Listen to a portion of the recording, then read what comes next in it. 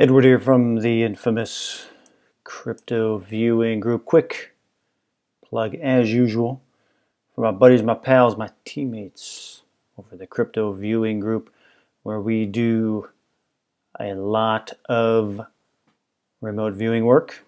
Proud of these guys, proud to be on this team. We do great stuff. There's my plug for the crypto viewing group.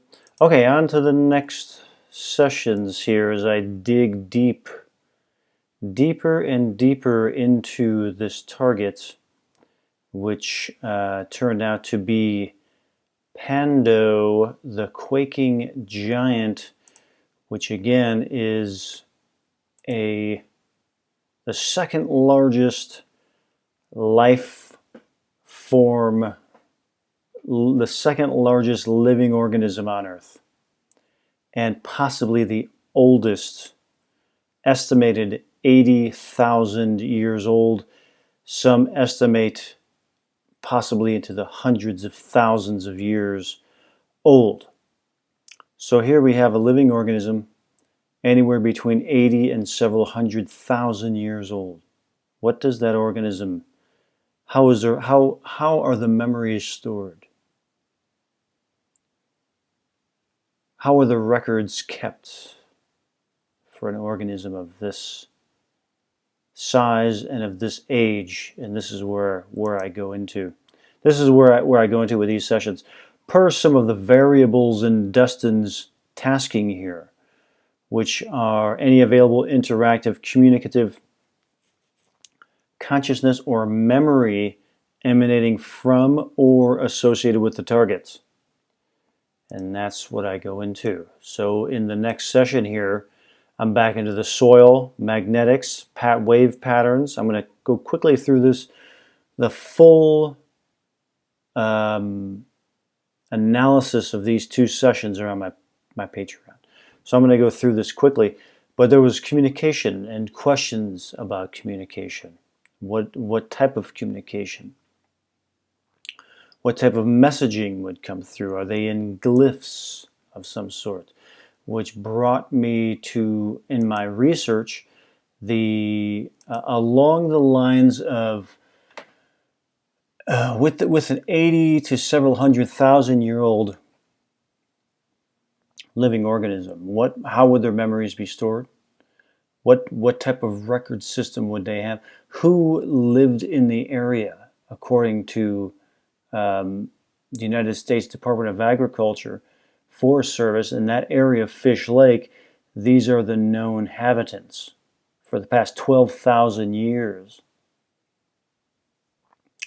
But what happened before the 12,000 years? How far back do we go? So there's ancient memory here.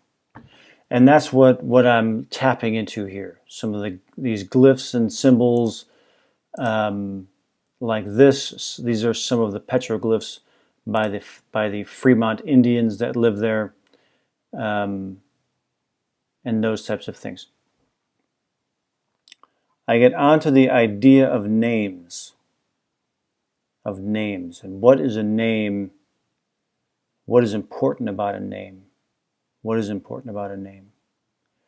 And in the context of an organism of this size and this age, what would a name even mean? And where would that information be stored? And then I move into the idea of the records here. Handed down. Seal. Are they sealed? I question. Are they hidden? I question. The question. Can these names be identified? Are they secret names? They give me the ideas here of like secret identities or bloodlines who would keep things hidden, keep things secret, and that kind of thing. And that a name can be, is, not just can be, a name, it can definitely and is a magical spell. And that's what I was getting associated with this target, were these ritualistic magical elements. And people doing rituals there. And who would be doing them? Maybe the Fremont Indians here doing their rituals? Or could it be the records, the record keepers for this living organism? These were the questions that I was delving into. These were the things that I wanted to know. Oops. The names were curious. I was curious about the names. And I had this question about the names. Are they for them or for us? And do they care about them?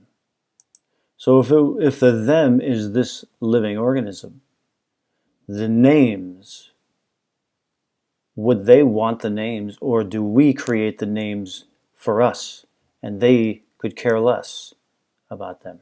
I question that. I question that. And I go into the idea of names as a resonance, as a vibration of an attempt to connect or reconnect to something. And can it be done, I wondered. Are we wired for it, or are some wired for it? I'm getting into the records aspect here of being able to access them. Being able to access this history, this memory, and where would it be? Would it be in the soil, in the magnetics? I think so. I come into the question here of who would want to know these things, and I go into this questioning about whatever I'm accessing. Is it accessible in real time, or is it just in a memory? Meaning, am I just contacting a memory? And so I wanted to contact the memory, and it was fleeting, and it was old thing. People in contact. Is it even possible to access the consciousness here, or just the memory, which was part of the tasking here, was to access the memory, if it was accessible. And again, there was something secretive about it. What is the use of these memories? They're like ghosts, they're gone. The use of these rituals will only access the memories only. That was a very important statement there. They could be used, but they're only accessing the memories. That what they're trying to access is gone. Traceable memories can reconstruct a symbol, a code, define something written, found, or decipher something. Is that all that they're after? And is that the scientists here?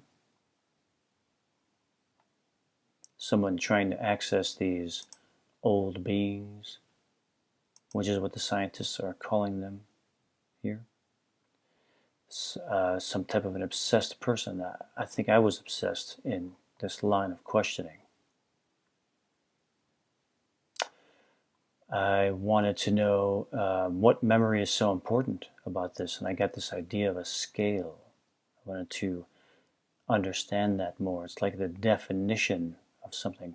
And it's interesting that finite is part of the word definition. I noticed that while I was going over the session. A large concept that opens from a word. It is a large concept that opens from a word.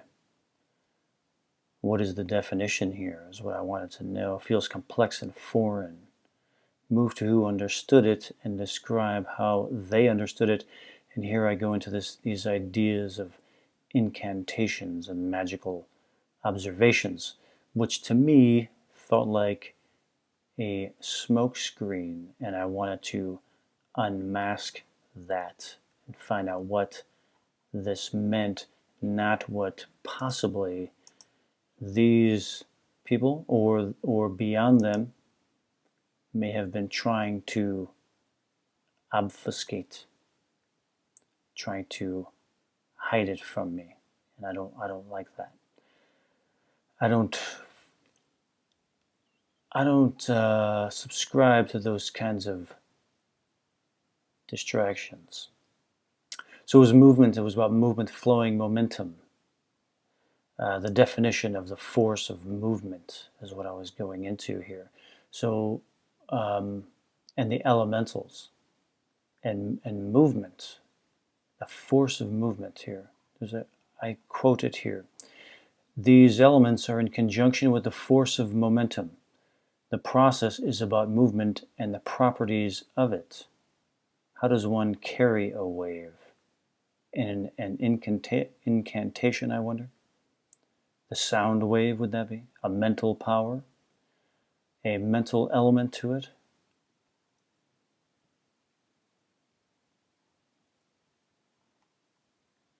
It was the movement and distance. Some spoken language formation sentences from Baron. Oh, this was this was probably my favorite quote here. This idea came flowing through my mind.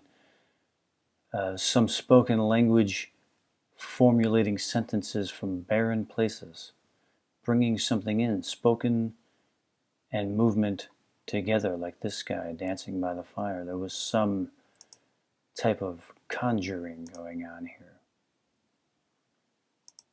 And again, I'm in the, this is where I feel I am, is in the records. I'm in the records here. It's about communication in and with these elements, properties of matter, elements proper, movement is proper, dance is a form, distant and close, forever, can be found in periods, period pieces, time zones, unmask the magic, movement, time, and matter. These pieces formulate with distance. I go into these further in a little more detail on the Patreon page, but I just wanted to pop these out there real quick, as in these I'm getting into the areas that I needed to get into, which are what can be described as the records stored in a living organism that is somewhere between 80 and hundreds of thousands of years old. That's what I needed. That was the piece that I needed. I'll have one more video up with the final 2 sessions where I go deeper into that and get into some ideas about life and death. I go into the ideas of life and death in the final 2 sessions. So that's it for this one. One more plug for my pals here, the Crypto Viewing Group. Give us a check. And that's it for this one. Many more to come.